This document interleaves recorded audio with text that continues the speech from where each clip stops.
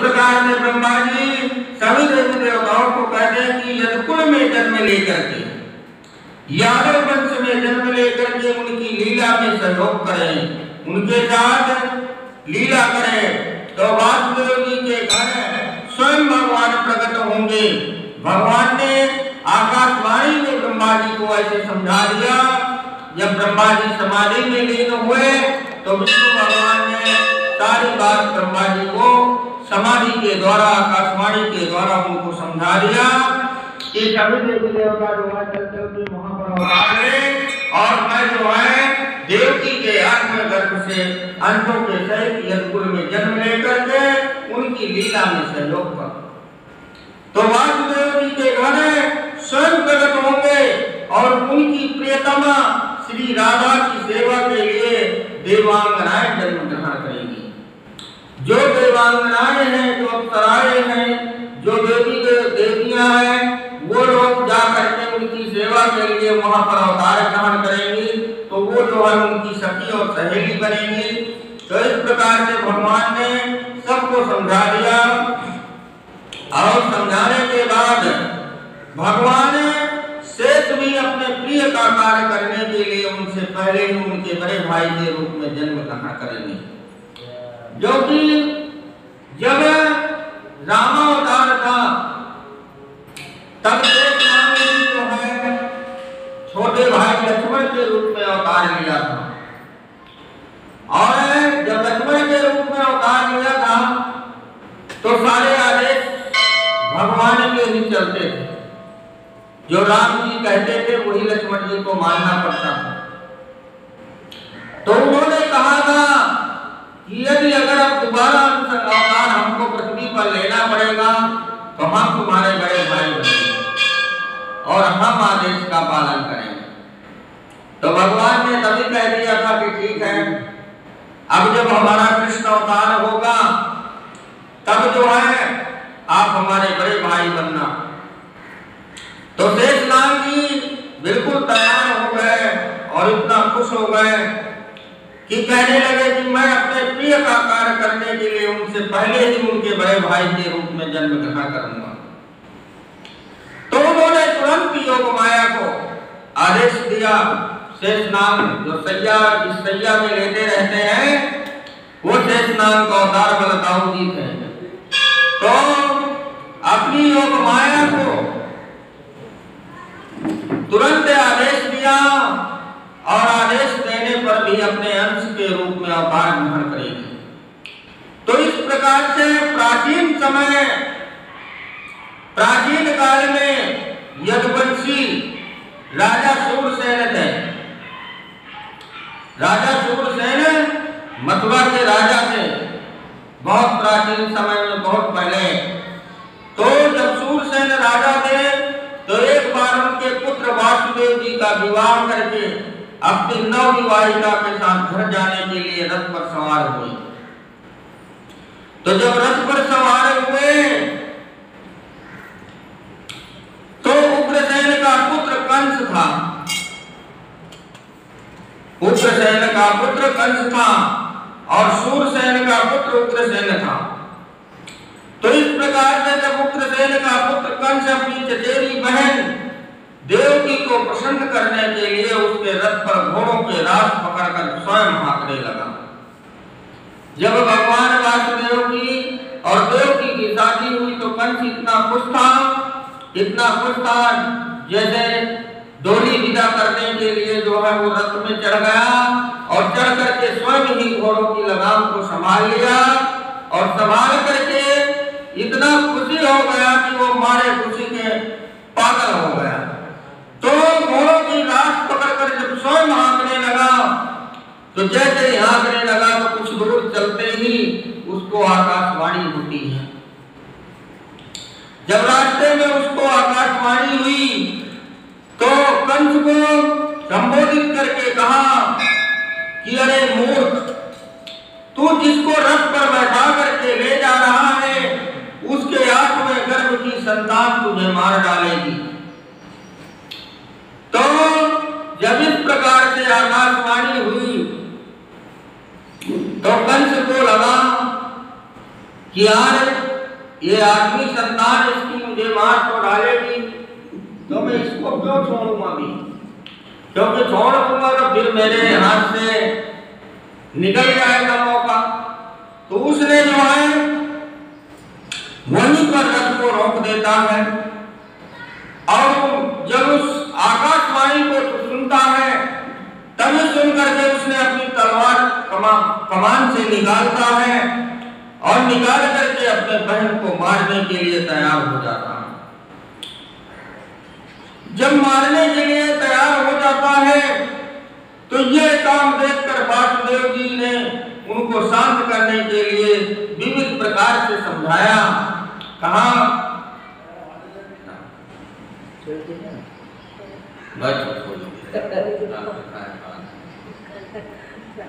चलिए काम तो जीवन, ये कथा जीवन।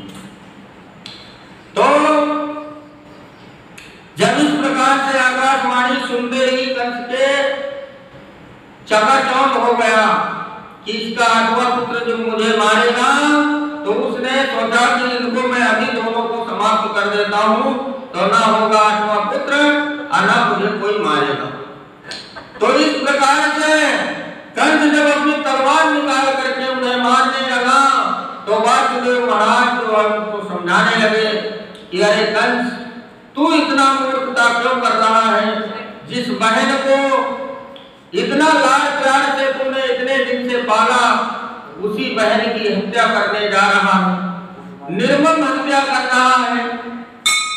क्या पता इसका 8वां पुत्र तुझे मार रहा है या तू मार रहा है, कौन किसको जानता है, इसलिए तू निर्मम हत्या कर रहा है, बहुत बड़ा अपराध कर रहा है, इसलिए हम तुम्हारे पैर छू रहे हैं, पांव पकड़ रहे हैं, हमको जीवन दान दीजिए।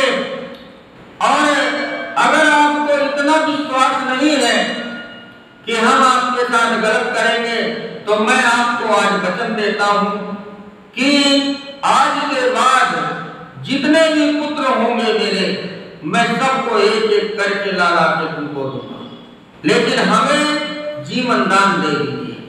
जो भी पुत्र होगा, आपको 8 में से डर है तो आप बताइए, मैं पहले से ही देना चालू कर दूंगा, क्योंकि उसी समय नारद जी वहां पर आ गए, और नारद जी जो है इधर की बात उधर, उधर की बात इधर लगाने वाले हैं।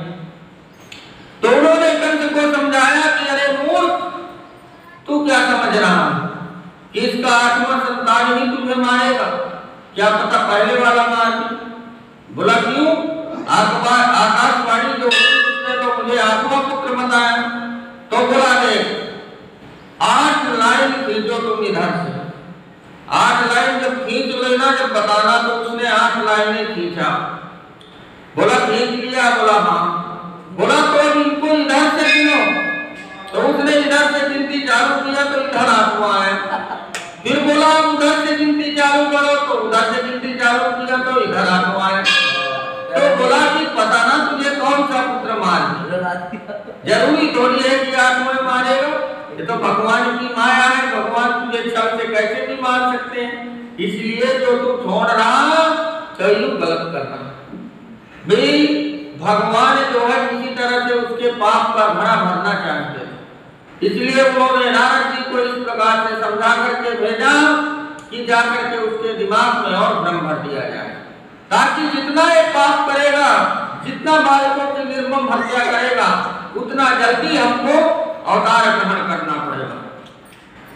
तो इस प्रकार से जब कंस को भगवान वासुदेव ने बहुत समझाया, तो उन्होंने कहा कि यदि आपको विश्वास नहीं है तो आप हमें अपने कटघरे में रख लो, कोषागार में डाल दो, लेकिन हमारी जान को बख्श दो, क्योंकि जान गए फिर जान नहीं मिल रहा है, इसलिए हम जितने भी पुत्र होंगे सारे तुम्हें दे देंगे। तो इस प्रकार से कंस जो है कहाँ अपनी बहन की डोली को विदा कर रहा था और कहाँ उस डोली को लौटा करके उनको ले आया, और वासुदेव जी उसको शांत करने के लिए विविध प्रकार से इस प्रकार से समझाया। तो साधक कहता है कि वासुदेव ने प्रशंसा समाधि की, और भेदार दंड नीति से बहुत समझाया, परंतु पूर्व तो राक्षस का अनुयायी जो इसलिए उसने अपने घोर संकल्प को नहीं छोड़ा। जो अन्यायी होता है, जो पूर्व स्वभाव का व्यक्ति होता है, उसको कितना तुम समझा लो, लेकिन वो चलेगा तो अपनी चाल। थोड़ी देर तुम्हारे पास समझ लेगा, समझने के बाद जब जाएगा तो वो अपना काम करने को नहीं मानेगा, वो अपना काम जरूर करेगा। तो इस प्रकार से उसने अपने घोर संकल्प को नहीं छोड़ा।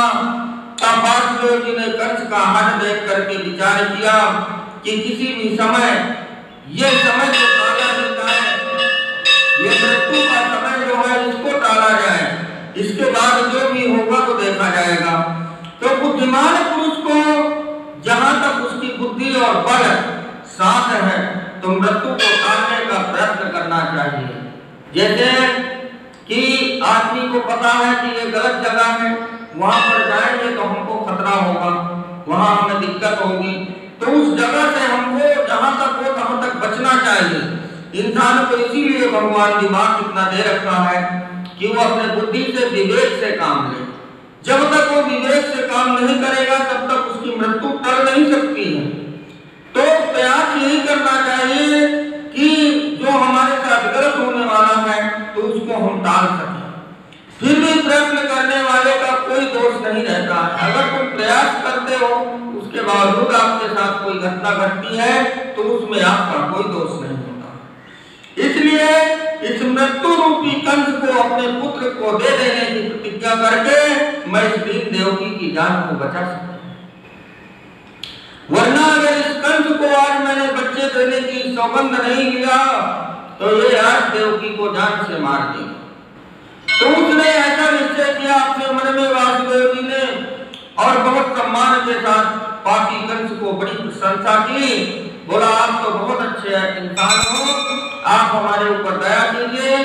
तो इस प्रकार से उसकी प्रशंसा करने लगा। तो वासुदेव जी ने कहा कि सौम्य कंस, आपकी देवकी तो कोई भय नहीं है। जैसा कि आकाशवाणी ने कहा कि भय है पुत्रों से, सो इसके पुत्र मैं ला करके आपको सौंपता जाऊंगा और आप उन्हें मारते जाना। तो इस प्रकार से देवकी तो आपको मारेगी नहीं, इसके पुत्रों से खतरा है, तो पुत्रों को मैं आपको देता जाऊंगा। तो साधक कहता है कि कंस यह जानता था कि वासुदेव के वचन झूठे नहीं होते। वासुदेव जी जो कहते हैं वो सच कहते हैं, कभी झूठ नहीं बोलते हैं। इसलिए उसने अपनी बहन देवकी को मारने का विचार छोड़ दिया और समझाया। समझाने पर देवकी के गर्भ से प्रतिवर्ष एक एक करके 8 पुत्र और 1 कन्या हुई। तो पहले पुत्र का नाम था कीर्तिमान, मान जो पहले हुआ। तो वासुदेव जी ने लाकर उसे कंस को दे दिया। तो ऐसा करते समय उन्हें कष्ट तो बहुत हुआ, लेकिन अब उस दुख को तो विधाता ही जानता है कि जो लीला रच रखा है, जो जिसके पुत्र होगा 9 महीने पेट में रखेगी और पैदा होते ही उसके पुत्र को कोई मार देगा, तो इससे बड़ा दुख और क्या हो सकता है एक स्त्री के लिए और एक पिता के लिए जो इतने दिन से उसकी परवरिश कर रहा और खुद अपने हाथ से ले जाकर के उसकी हत्या करवा रहा। तो ये भी एक विधाता का सहयोग है। तो साधक कहता है किम दुसहम नो साधूनाम विदुषम किम प्रेषितम किम किम कारकदर्नो दुष्यतायजम निद्रतात्मनाम। तो साधक कहते हैं कि सप्त सिंधु पुरुष बड़े से बड़ा कष्ट भी सह लेते हैं। जो अपने सत्य की राह में चलने वाला व्यक्ति है उसके ऊपर कितना भी बड़ा दुख आ जाए, लेकिन वो उस दुख को भी अपने में समाहित करने की क्षमता रखता है। और ज्ञानेंद्रियों को किसी बात की अपेक्षा नहीं होती। नीच पुरुष जो बुरे से बुरा काम भी कर सकते हैं और जितेंद्रिय हैं वे सब कुछ त्याग कर सकते हैं। तो कंस ने वासुदेव जी से कहा कि आप उस बालक को ले जाइए, इससे मुझे कोई भय नहीं है। तो उधर भगवान नारद कंस के पास आए और उससे बोले, ब्रज में रहने वाले नंद आदि गोप और उनकी स्त्रियां, वासुदेव आदि यादव देवकी यदुवंश की स्त्रियां, ये सब के सब देवता, जितने भी यादव वंश जो भी था वो सारे देवता आकर के जन्म ले लिया था और जन्म लेकर के यादव वंश बन गए थे। तो जो इस समय तुम्हारी सेवा कर रहे हैं वो भी देवता ही हैं। तो उन्होंने ये बतलाया कि दैत्यों के कारण जो दैत्यों का आतंक बढ़ गया है और भूमि पर इतना भार बढ़ गया है, तो इसलिए देवताओं की ओर से अब उनके वध की तैयारी हो रही है। तो जब देवर्षि इतना कहकर चले गए, तब कंस को यह निश्चय हो गया कि देवकी के गर्भ से विष्णु ही मुझे मारने के लिए पैदा होने वाले हैं।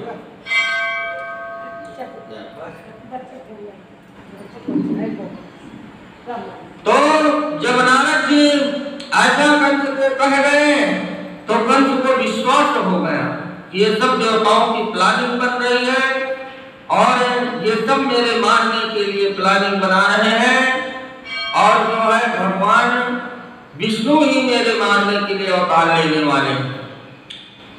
तो कंस जानता था कि पहले कालनेमी राक्षस तथा विष्णु ने ही मारा था, इसलिए देवकी वासुदेव को हथकड़ी बेड़ियों से जकड़ कर जेल में कैद कर दिया।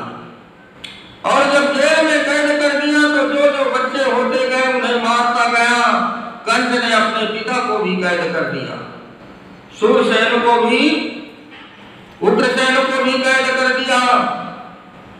और जब उग्रसेन को कैद कर दिया तो अपना स्वयं राज्य का राजा बन गया, स्वयं राज्य करने लगा और लोगों को इतना तारीफ करने लगा। वहां की जितनी भी जनसंख्या थी सब त्राही त्राही करने लगी। जब उग्रसेन गद्दी से हट गए तो कंस का इतना ज्यादा अत्याचार बढ़ गया कि सारी जितनी भी प्रजा थी सारी त्राही त्राही कर रही थी कि अब हमारा जीवन कैसे चलेगा। ऐसा राजा हो गया, पूर्व राजा हो गया कि सारे अधर्म के काम करवा रहा, सारे पाप के काम करवा रहा।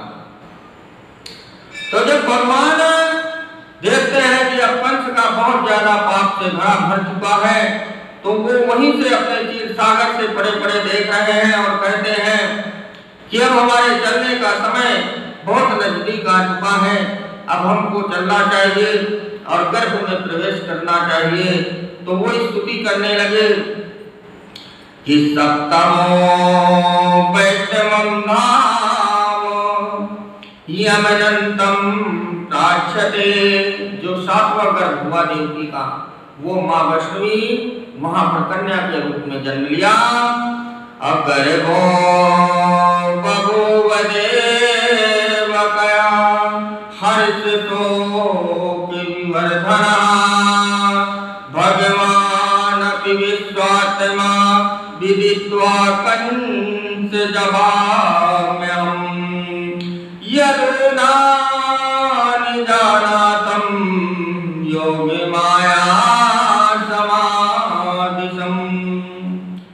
तो साधक कहते हैं जब कंस ने देवकी के एक एक करके 6 बच्चे मार डाले, तब देवकी के साथ में गर्भ में भगवान के अंश स्वरूप शेष जी, जिन्हें अनंत भी कहते हैं, वो पधारे और आनंद स्वरूप शेष जी के गर्भ में आने से देवकी को स्वाभाविक हर्ष हुआ और हर्ष हुआ, परंतु शायद कंस इसे भी मार डालेगा, इस भय से उनका शोक और अधिक बढ़ गया, दुख और अधिक बढ़ गया। जब शेष नाग जी आए तो देवकी को उन्होंने दिखाया, स्वप्न दिखाया और पूरे रूप में वहां प्रकट हो गए। जब प्रकट हो गए फिर उन्होंने गर्भ में जाकर के माता को सारे हाल बताया। तो जब माता ने देखा कि मेरे अंदर शेष की गर्भ के रूप में आ गए, तो उसको और ज्यादा